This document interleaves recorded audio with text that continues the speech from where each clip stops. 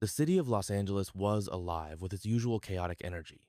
But for Daniel, a 24-year-old aspiring filmmaker, the world felt heavy and slow. He had moved to LA 2 years ago with nothing but a backpack, a worn-out notebook, and a dream to tell stories that mattered. But now, after months of rejection letters, unpaid bills, and sleepless nights, that dream felt like a distant memory. Daniel sat on a cracked park bench under the dim glow of a street lamp, his fingers nervously tapping the edge of his notebook.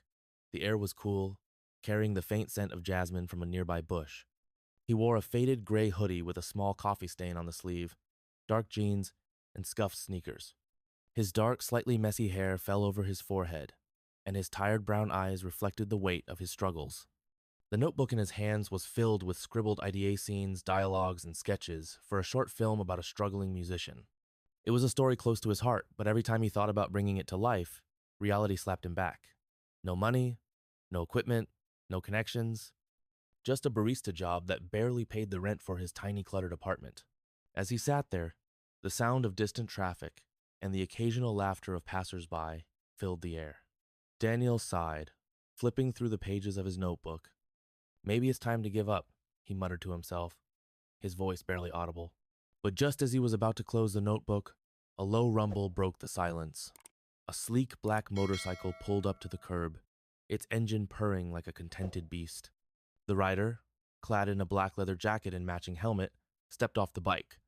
Daniel barely glanced up, assuming it was just another stranger passing by. Then the man removed his helmet. Daniel froze. It was Keanu Reeves. The actor's presence was both commanding and gentle, his sharp features softened by a warm smile. He looked at Daniel, then at the notebook in his hands. "What are you working on?" Keanu asked, his voice calm and inviting. Daniel's heart raced. "Just a script," he stammered, his voice trembling. "But it's probably nothing." Keanu tilted his head slightly, his piercing blue eyes studying Daniel. "Mind if I take a look?" Reluctantly, Daniel handed over the notebook. Keanu flipped through the pages, his expression thoughtful. The streetlight cast a golden glow on his face, highlighting the faint lines of experience around his eyes. For a moment, the world seemed to stand still. Then Keanu looked up. "This is good, really good. You've got a unique voice." Daniel's breath caught in his throat. "Thanks," he managed to say, though his mind was spinning. Keanu handed the notebook back, his gaze steady. "I've been there, no money, no connections. But stories like this, they're worth fighting for."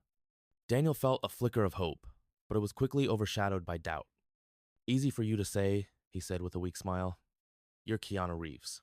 Keanu chuckled softly, the sound warm and genuine. "And you're Daniel. That's all that matters." Daniel's heart was pounding so loudly he was sure Keanu could hear it. The actor stood there, calm and composed, as if running into a struggling filmmaker on a park bench was the most normal thing in the world. Daniel, on the other hand, felt like he was in a dream or maybe a scene from one of his scripts. Keanu glanced at the notebook again, flipping through a few more pages. His eyes moved quickly, taking in the handwritten notes, the rough sketches of scenes, and the dialogue snippets. Daniel watched nervously, his fingers fidgeting with the hem of his hoodie. "This is good," Keanu said again, his voice steady and sincere. "You've got a unique voice. I can see the passion in these pages." Daniel swallowed hard, his throat dry. "Thanks," he muttered, still unsure if this was really happening. Keanu handed the notebook back and leaned against the bench, his leather jacket creaking softly. "I've been where you are," he said, his tone thoughtful. "No money, no connections, just a dream and a lot of rejection. But you know what kept me going?" Daniel shook his head, his eyes locked on Keanu's. "The belief that stories matter," Keanu continued. "Your ideas, your voice, they matter. Don't let circumstances silence you." Daniel felt a lump form in his throat. It was one thing to hear those words from a motivational speaker or a self-help book, but coming from Keanu Reeves, it felt like a lifeline. "But," Daniel hesitated, his voice barely above a whisper, "I don't even have a decent camera. How am I supposed to make this film?" Keanu smiled, a small, knowing smile. "I know a guy," he said simply. He reached into his jacket pocket and pulled out a sleek black business card. "Go to this place tomorrow morning. They rent out professional equipment at a discount for indie filmmakers. Tell them Keanu sent you." Daniel stared at the card, his mind racing. The card was simple. with the name of the shop Marty's Gearhouse and an address in downtown LA. On the back, Keanu had scribbled a note in bold, confident handwriting. Give this kid a chance. Keanu. Daniel looked up, his eyes wide. Wait, seriously? Keanu chuckled softly. Seriously. And when you finish your first film, send it to me. I want to see what you create. For the first time in months, Daniel felt something shift inside him, a spark of hope, faint but undeniable. I will, he said, his voice firmer now. I promise. Keanu patted his shoulder as he stood up. Good. Now go make something amazing. With that, Keanu put his helmet back on, swung his leg over the motorcycle, and rode off into the night. Daniel sat there, clutching the business card, his mind spinning. The city around him seemed quieter now, as if the world had paused to let him catch his breath. The next morning, Daniel woke up early, the business card still clutched in his hand. He had barely slept, his mind racing with possibilities and doubts. Was this real? Could Keanu Reeves really have just handed him a golden ticket? Or was this some kind of elaborate prank? He sat on the edge of his bed, staring at the card. The sunlight streamed through the thin curtains of his small apartment, casting a warm, golden glow on the room. The apartment was cluttered stacks of books, empty coffee cups, and a small desk covered in scribbled notes and storyboards. Daniel ran a hand through his messy dark hair, took a deep breath, and stood up. Okay, he muttered to himself. Let's do this. He dressed quickly, pulling on the same faded gray hoodie and dark jeans from the night before. His sneakers were still scuffed, but he didn't care.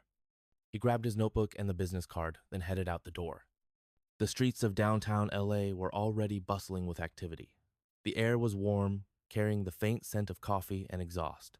Daniel walked quickly, his heart pounding with every step. He followed the address on the card, his mind replaying Keanu's words. Your voice matters. Don't let circumstances silence you. Finally, he arrived at Marty's Gearhouse. The shop was tucked between a vintage record store and a small cafe, its windows filled with cameras, lenses, and lighting equipment. Daniel hesitated for a moment, his hand hovering over the door handle. What if they laugh me out of the place, he thought. But then he remembered Keanu's calm, reassuring smile. He took a deep breath and pushed the door open. The inside of the shop was a treasure trove for any filmmaker. Rows of cameras, tripods, and lighting kits lined the walls, and the air smelled faintly of metal and plastic. Behind the counter stood a gruff-looking man in his late 50s, with a salt and pepper beard and a flannel shirt. He looked up as Daniel entered, his sharp eyes narrowing slightly. Can I help you? The man asked, his voice deep and gravelly. Daniel approached the counter, his hands trembling slightly. Yeah. My name's Daniel. Keanu Reeves sent me. The man's eyebrows shot up. Keanu, huh? He reached out, and Daniel handed him the business card. The man flipped it over, read the note on the back, and let out a low chuckle. Well, I'll be damned, he said, shaking his head. Keanu's a good judge of talent. What do you need, kid? Daniel's heart leapt.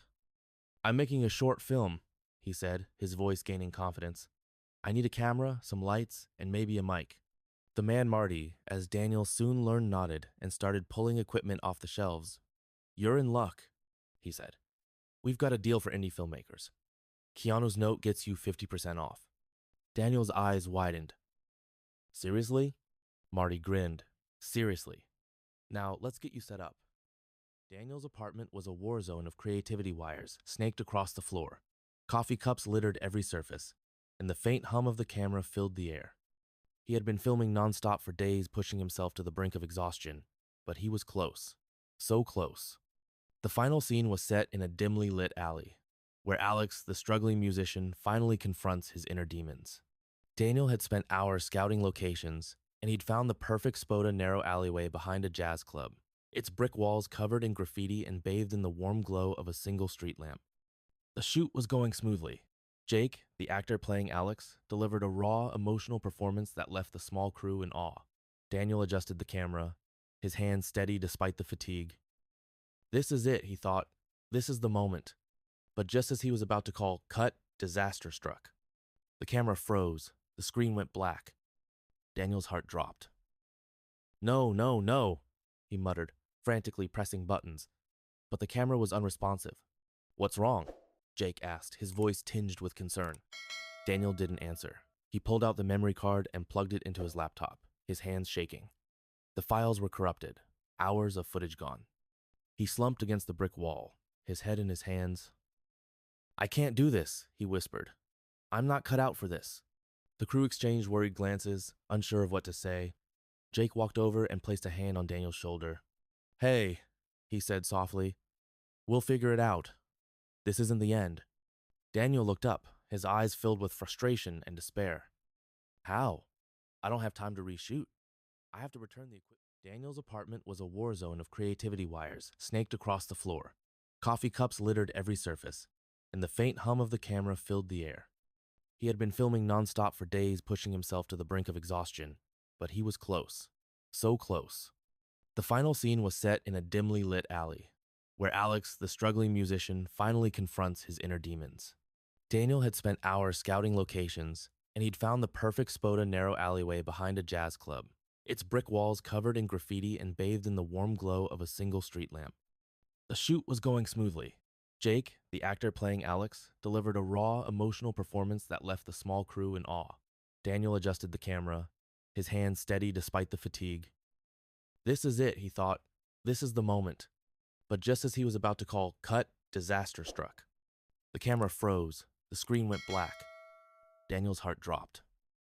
"No, no, no," he muttered, frantically pressing buttons. But the camera was unresponsive. "What's wrong?" Jake asked, his voice tinged with concern.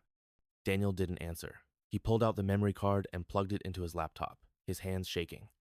The files were corrupted, hours of footage gone. He slumped against the brick wall, his head in his hands. "I can't do this," he whispered. "I'm not cut out for this."